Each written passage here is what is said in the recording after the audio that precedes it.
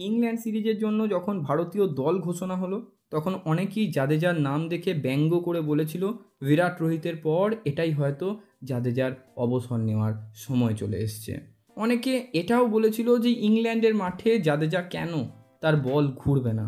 কিন্তু আপনি বুঝতে পারলেন ইন্ডিয়া টিমে কেন জাদেজা সব থেকে গুরুত্বপূর্ণ প্লেয়ার। কারণ তিনি দলের প্রয়োজনে টপ অর্ডারের ব্যাটসম্যানদের মতো ব্যাট করার ক্ষমতা রাখেন। যেখানে পিচে একটু সাহায্য পাওয়া যায় সেখানে তিনি বল হাতে একা গুড়িয়ে দেবেন। অথচ এই জাদেজাই প্রথম টেস্টে ফ্লপ করার পর কত না সমালোচনার শিকার হয়েছেন। কিন্তু দেখুন এজবাস্টনের পর লর্ডসেরও উভয় টেস্টে 50+ ইনিংস এলো। এখন অবধি এই সিরিজে 4টে 50+ ইনিংস চলে এলো।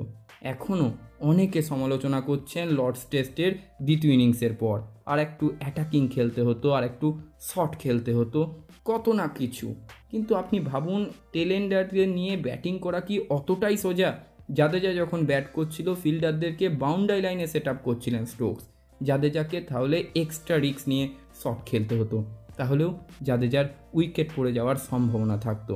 তাই জাদেজা নন স্ট্রাইকারদের নিয়ে যে প্ল্যানে খেলেছেন একদম সঠিক। এবং আমি সমালোচকদের একটা কথাই বলবো, ভুলে যাবেন না একটা হেরে যাওয়া ম্যাচে আশার আলো দেখিয়েছিলেন এই রবীন্দ্র জাদেজা।